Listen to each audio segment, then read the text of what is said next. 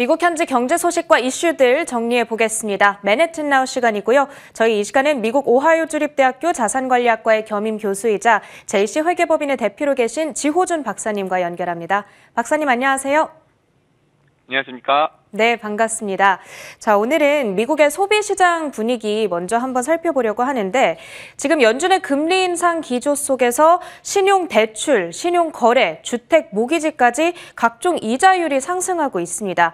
안 그래도 심한 인플레이션의 이자율까지 이렇게 오르게 되면 미국의 소비가 얼어붙을 거라는 우려가 있는 상황인데 이런 것과 관련해서 소비시장 분위기 어떻게 전망하실까요? 네, 미국의 소비자 물가지수 CPI와 더불어서 미국 소비자들의 경제활동에 대한 어떤 기대치, 또 신뢰 수준을 측정하는 대표적인 지표들, 여러 가지 지표들 중에 이제 컨퍼런스 보드의 그 소비자 신뢰지수, 그 CCI라고 하죠. 그 U 오브 미시간의 그리고 소비자 심리지수 등이 있습니다. 이 두 가지 지표 모두 미국 소비자들의 어떤 소비 행태를 예측한다는 점에 있어서는 선행지수의 역할을 그동안 많이 해왔는데요. 그렇기 때문에 그 요즘처럼 이자율 상승 또는 인플레이션의 압박이 심한 소비 시장에서 소비의 어떤 흐름을 예상하고 또 평가하는데 꽤 의미 있는 분석 자료들이라고 볼 수가 있을 것 같습니다. 지금 미국 소비 시장에서 소비 이제 4월 중순 이후에 본격적으로 이제 오르고 있는 이자율과 이 인플레이션이 미국 소비자들의 소비에 어떤 실제적인 영향을 주고 있는 상황들을 저희가 적지 않게 접할 수가 있는데요. 물론 소위 빅 퍼체스라고 하는 주택 구매, 차량 구매 또는 여행 상품 쪽의 소비 활동은 여전하지만 생필품 또는 그로서리 쪽의 소비에 있어서는 소비자들의 심리적으로 이제 위축이 되는 부분들, 또 실제로 소비가 감소하는 경우들을 꽤 많이 접할 수가 있습니다. 이처럼 미국 소비 시장의 분위기가 다소 어수선하다 보니 이제 오늘 발표되는데요. 4월 소비자 신뢰 지수, 이제 Consumer Confidence Index라고 하는 CCI가 전 개인적으로 이제 많은 관심을 가져왔는데 다행히 오늘 발표된 CCI 지수가 107.6%에서 107.3% 다소 이렇게 소폭 감소하는데 그쳤다고 합니다. 아마도 5월 지표에는 다소 큰 폭의 변동이 있지 않을까 예상을 해보게 되고요. CCI의 경우에는 잘 알려진 것처럼 기대 소비 또는 여행 계획, 물가 상승에 대한 소비 심리, 주가, 이자율 등 여러 변수들이 이제 포함되어 있는데요. 특히 7주, 한 6, 7주 연속으로 상승하고 있는 모기지 이자율 변동을 포함한 다른 여러 핵심 변수들이 이번 4월 말 이후 소비 시장에 여느 때보다 두드러졌기 때문에 앞으로 어떻게 이 지표들이 정리가 되어서 발표가 될지 함께 주목해보면 많은 도움이 될 것 같다라고 생각을 합니다.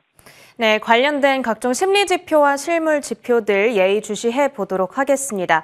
자, 한편 이렇게 모기지 이자율이 급등하고 그에 따라서 주택 거래는 감소하고 있는데 그럼에도 불구하고 공급이 부족하다 보니까 가격은 지난달에 23년 만에 최고치를 경신했더라고요. 임대료가 워낙 비싸다 보니까 이럴 바에야 차라리 내 집 마련을 하고 말지라는 심리가 있는 것 같은데 그러다 보니까 부동산 시장에서는 요새 거의 부르는 게 값이라고 하더라고요. 실제 분위기 어떻습니까? 네, 집이 없습니다. 부르는 것이 값이 나는 것보다도 더 넘어서는 프리미엄이 일반화가 되어 있는 그런 상황이고요. 주택 평균 매매 가격이 말씀하신 것처럼 23년 만에 30조 5천 불 이상을 넘어서면서 최고치 기록을 또다시 갱신했습니다. 모기지 이자율이 급등한 이후에는 급등한 이후로 또 최근 이제 주택 매매가가 다소 약간 이렇게 감소하는 추세를 보이고 있긴 하지만 여전히 심각한 공급 부족 문제 때문에 주택 가격은 아직도 고공행진을 하고 있는 중입니다. 집을 사려는 사람들, 셀러와 집을 팔려는 사람들, 바이어들이 셀러보다 셀러가 바이어도 더 많은 시장을 일반적으로 셀러스 마켓이라고 하는데요. 절대적인 주택 공급이 부족으로 인해서 또 팬데믹 이전부터 지속되어 온 이 셀러스 마켓이 아마 올해 연말까지도 계속되지 않을까라고 예상을 합니다. 신규 주택 시장도 상황이 어려운 것은 마찬가지인 것 같습니다. 신규 주택이나 또는 건축 예정 중인 주택들의 가격도 하루가 다르게 이렇게 오르고 있다 보니 일부 건설업체에서는 기존 매매 계약에 대해서 위약금을 물면서까지도 계약을 파기하는 사례들이 저희가 적지 않게 볼 수가 있습니다.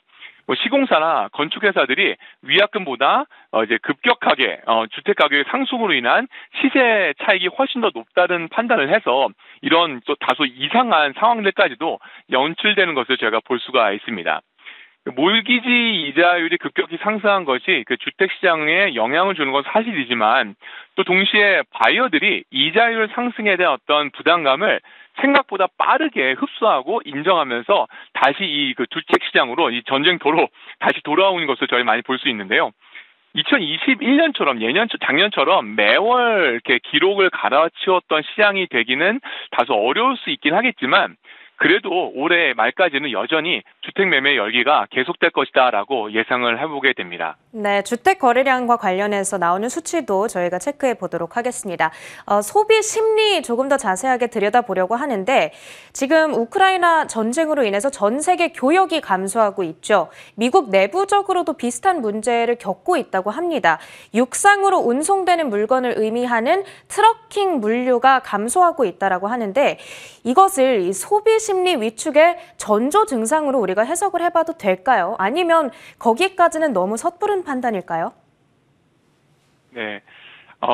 몇 주 전에 그 WTO에서 이제 우크라이나 전쟁과 관련된 보고서를 발표하면서 2022년 세계 무역 성장률의 어떤 전망치를 작년 10월, 11월경에 4.7%에서 절반 수준인 2, 3%대로 낮췄다라고 발표했던 것을 기억을 합니다. 저도 얼마 전에 이제 트러킹 업체를 운영하고 계신 고객분들과 업무상 회의를 가졌는데요. 최근래 한 1, 2주 사이에 트러킹 로드, 다시 말해서 트러킹 물동량이 현저하게 감소했고 또 그러다 보니 이렇게 화물 어떤 물류 비용도 전에 비해서 크게 줄었다는 이야기를 듣고 깜짝 놀랐던 그 기억이 있습니다.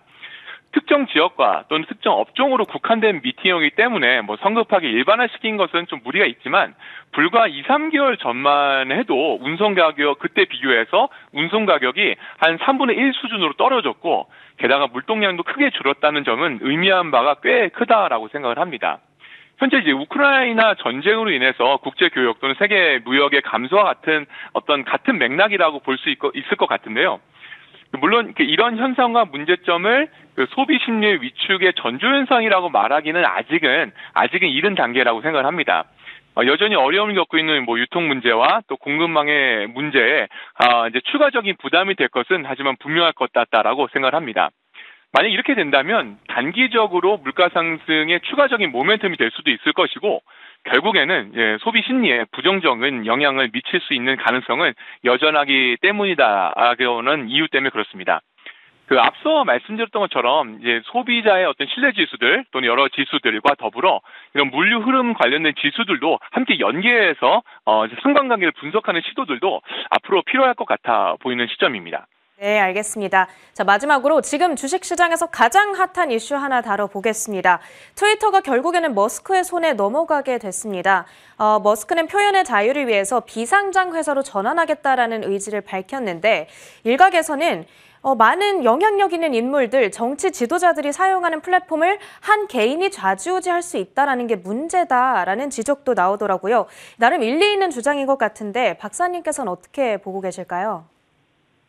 네, 미국 시간으로 어저께였죠. 주당 54불 정도 되는 또 총 가치만 해도 44 빌리언이죠. 55조 이상의 트위터의 지분의 100%가 이제 일론 머스크에게 넘어가게 되었습니다. 여러 가지 이야기할 수 있는 것들이 많지만 일단 그 트위터의 뉴욕 증시가 이제 상장사에서 비상장 회사로 자연스럽게 전환되는 거가 거의 뭐 확실하고요. 그리고 세계 최고의 부자인 일론 머스크가 세계에서 가장 영향력이 큰 소셜 미디어 중에 하나인 트위터를 인수했다는 사실 하나만으로도 많은 의미와 또 잠재적인 이슈를 갖게 되는 것 같습니다. 영어 표현 중에 이제 믹스드 필링이라는 말이 있는데요. 마음이 복잡하거나 또는 여러 생각이 든다라는 의미로 많이 사용이 됩니다. 일론 머스크의 이번 트위터 인수권에 대한 많은 사람들이 이런 믹스드 필링을 갖고 있지 않을까라고 생각을 해보게 되고요. 투자적인 관점에서 호재가 될 수도 있지만 또 동시에 잠재적인 악재가 될 수도 있고 또 특히 올 11월에 있은 이제 대선을 중간선거를 생각한다 해도 지난번 대선 때 트위터를 포함한 여러 가지 소셜 네트워크의 이 파괴력과 엄청난 영향력을 기억한다면 이번 트위터의 인수권이 수개월 앞으로 다가온 이 중간선거에 매우 중요한 변수가 될 수 있다는 생각 등등 여러 가지 생각들을 갖게 되는데요. 아마도 이제 최종적으로 딜이 마무리되고 또 뉴욕 증시에서 이게 딜리스팅이죠. 하는 데까지는 시간이 꽤 걸릴 것이기 때문에 당분간 이제 트위터의 소식이 테슬라의 주가와 또 시장 전체에 어떻게 영향을 주는지 좀 재미있게 잘 지켜봐야 할 것 같습니다. 네, 오늘 테슬라 주가 폭락을 촉발시켰던 뉴스가 바로 이 뉴스이다 보니까 조금은 마음이 무겁기는 한데요. 관련해서 테슬라의 주가를 움직일 만한 뉴스들 계속해서 팔로우업이 필요할 것 같습니다. 자, 오늘 미국 현지 다양한 이슈들 미국 현지에 계신 지호준 박사님과 함께했습니다. 고맙습니다. 감사합니다.